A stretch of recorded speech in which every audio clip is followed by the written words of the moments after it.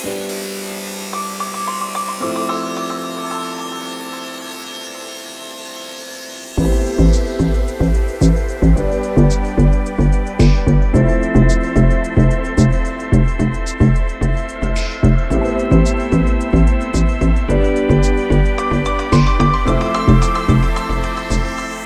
name is IlmGianAnjan Kaur Chahal.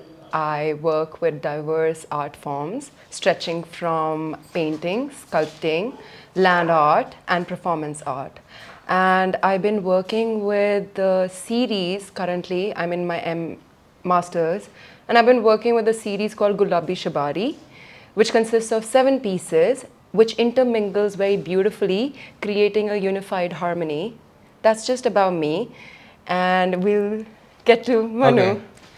Hi, I'm Manushya, and I usually work with natural forms and organic material. So I also work with stainless steel, and so my work usually revolves around like flowers. So that I usually keep it as the main element in my work, because I think like flowers are like brings out the happiness within you, and my like approach to like artwork is also like very pleasant and sensual in a way. So yeah. Hi, I'm Santosh. I'm an engineer and a sculptor. I started sculpting very late in life, and my style of sculpture will actually reflect my engineering background as well, wherein I talk about a lot of computer things, cybersecurity things, and a little bit of environment as well. And over to you, Sunayana. Hi, I'm Sunayana. So I wouldn't quite label my work just yet as I'm new to the practice, but I would consider myself a multimedia artist. And I like to work with many types of mediums and kind of toggle between real and surrealism. I love working with animal anatomy and flora and fauna. So that's mostly the topics I choose for my body of work.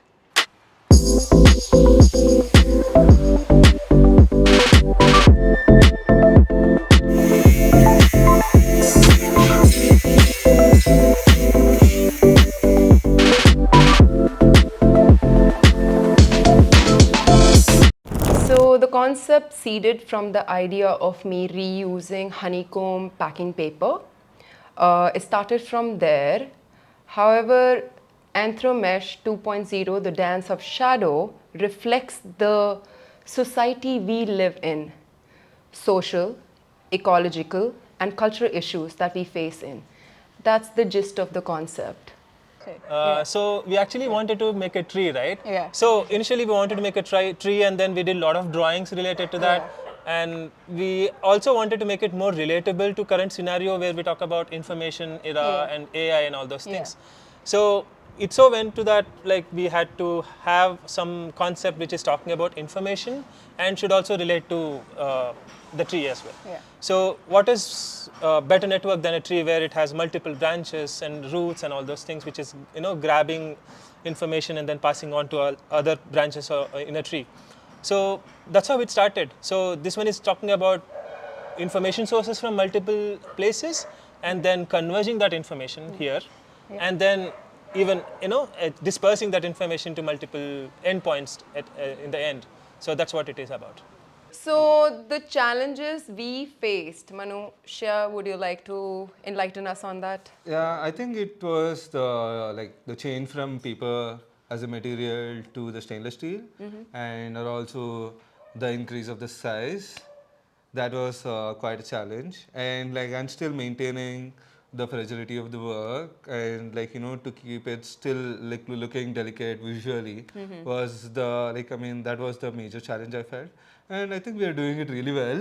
Yes. Yeah, that's what's up. We are doing it. Yeah. Yeah. So I was constantly hungry when working on this project. And Sunayana and I used to go to a lot of bakeries over the days. A lot. Yeah, and she can actually say what real challenges were. Yeah. On a more serious note, I think one of the main challenges that we faced together was while bending the rods actually, these rods kept buckling, and so I don't know if you're able to notice there are 3 different thicknesses, so each one was a different challenge. And so I think Santosh was mainly like the brains behind figuring out what kind of mechanism would really work and how to go about building our manual mechanism to bend these rods. So, yeah. So in fact, I used my engineering background to figure this out. We actually made an in-house tool. We had a lot of benders out in the market, but we wanted to do it in-house because we wanted to make it more organic. And then as we go with the flow, and all those things will matter, right, in art making process. So yeah, that's it. That was the greatest challenge, and overcoming it was fun. And then bending was not easy, so it was much of a physical effort. Yeah. So we both have, I think, a lot of muscles. I think Santosh's height came in handy. So between the 2 of us, we managed to bend these rods.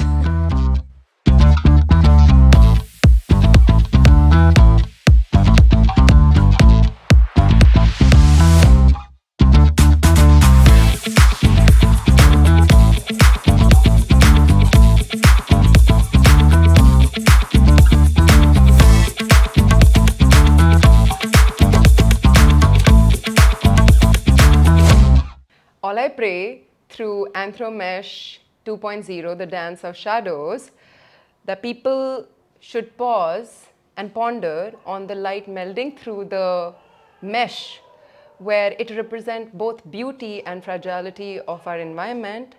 That is the thought behind it, so that one can think and just think and be neutral. That's about it. So cognitive pathways talks about meeting and networking different peoples in the path of life, and where we have people from different backgrounds, different cultures, and different ethnicities talking about different things, whatever their experiences, and then stories, what they have to say. So even when we were working on that, Sunayana had different stories, which from her childhood and like from her parents as such. So all those things mattered to us when we were working on this, and then she has very interesting notions on where to put branches and roots and stuff. So all those things I have taken from her. So these ideas merged together to form this piece. So it is the thing what we are trying to say is every important or every information whatever we get from different people are equally important.